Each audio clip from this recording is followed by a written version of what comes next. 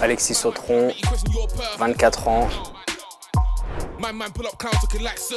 Je suis tout fraîchement vice-champion du monde de Wako Kickboxing et je pratique le Muay Thai.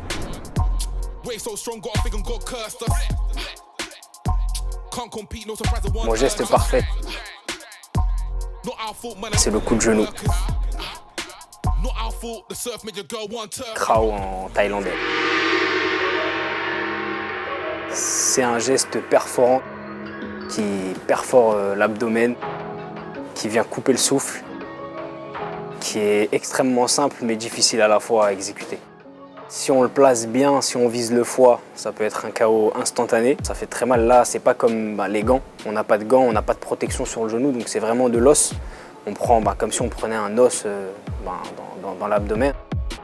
Pour que ça puisse être dans mes coups favoris, il a fallu que je le pratique énormément, que je le répète.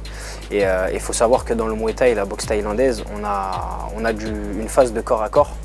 Donc forcément, en corps à corps, on ne va pas pouvoir mettre de coups de pied ou de coups de poing, on va travailler avec des segments courts, donc les genoux, les coudes. Donc c'est à partir de là qu'il a fallu vraiment travailler mes genoux. Et puis comme j'ai vu que ça faisait mal, je l'ai travaillé pour pouvoir instantanément le pratiquer et le mettre en action, quoi.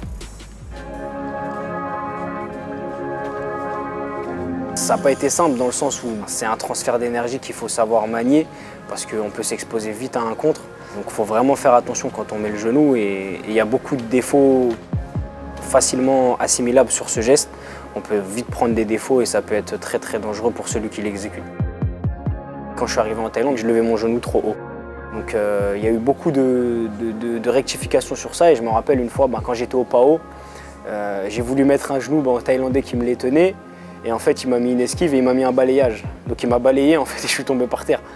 Et de là, je me suis dit, ah ouais, il a raison, c'est là, il faut que je corrige ça. Et puis je me suis vite remis en question. Je suis quelqu'un qui se remet assez vite en question. Et puis j'ai bossé sur ça, quoi. Le Krao, en fait, on va faire celui de la jambe arrière. Il va falloir prendre appui sur la jambe arrière. Et en fait, monter les épaules pour avoir le dos rond, pour pouvoir se protéger un maximum. Garder cette main au niveau du visage. Et celle-là, on va la mettre en contrebalancier pour se protéger au niveau du visage. Et là, on va pouvoir envoyer le genou.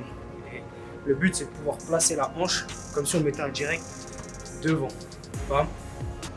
Et on garde la ceinture abdominale toujours bien gainée pour pouvoir reposer sa jambe derrière. On ne va pas envoyer un genou et tomber. Donc là, l'objectif, c'est bam, et je reviens. Bam, et je reviens. Pareil de l'autre côté, on va faire un step et envoyer et revenir. Le Muay Thai, c'est la frontière entre l'art et le combat, parce que le Muay Thai est tiré d'un art martial. Donc on s'inspire vraiment, on tire toutes nos armes de l'art. Je dirais que toute ma vie est articulée autour de cette discipline, le Muay Thai. Tout est structuré et emboîté pour que cette discipline, elle performe, entre guillemets. Genre, je ne vais pas dire que ça passe avant ma vie, mais en tout cas, dans mon activité principale de tous les jours, c'est la boxe. C'est une philosophie, il y a de la rigueur, le fait de ne jamais rien lâcher. C'est vraiment, c'est comme dans la vie, hein. Quand on veut quelque chose, il faut se donner les moyens. Pour moi, le meilleur moment où on peut placer un genou, c'est en fin d'enchaînement. Par exemple, sur le combat, je ne vais pas venir et mettre un genou directement à mon adversaire parce qu'il a tout l'espace pour pouvoir se déplacer. Donc mon objectif, ça va être de le cadrer pour le ramener dans un coin ou contre les cordes. Et à ce moment-là, je fais mon enchaînement et là, je rentre en genou pour pouvoir rentrer au corps à corps. Ou sinon, deuxième cas de figure, c'est que lui m'attaque et que je suis coincé dans un coin et qu'au moment où il se jette pour pouvoir me toucher ou en corps à corps, là, je le contre en genou, quoi. Le geste parfait, il n'existe pas vraiment, j'ai envie de te dire. Ça veut dire qu'on peut le répéter des milliers de fois, on peut le maîtriser nous. Mais si je le mets au mauvais moment, comme je t'ai dit, je peux me prendre un contre ou il ne va pas rentrer comme je le désire alors que j'ai fait le geste parfait, quoi. Plein de fois, je me suis imaginé dans des situations où je suis bloqué dans un ring et je contre au bon moment l'adversaire. Ou voilà, en fait, je me fais beaucoup d'imagerie mentale. Et en fait, le fait de répéter cette vision, cette chose, ta mémoire, elle enregistre. Et après, quand tu le mets en pratique sur le ring ou à l'entraînement, c'est plus simple. C'est tout ce que tu auras mis en pratique, tout ton hygiène de vie, ta répétition, ton travail, et essayer de faire toujours le geste parfait, qui va faire que sur le ring, tu vas pouvoir l'exécuter de façon le plus parfaite possible et que ça va sortir tout seul, en fait.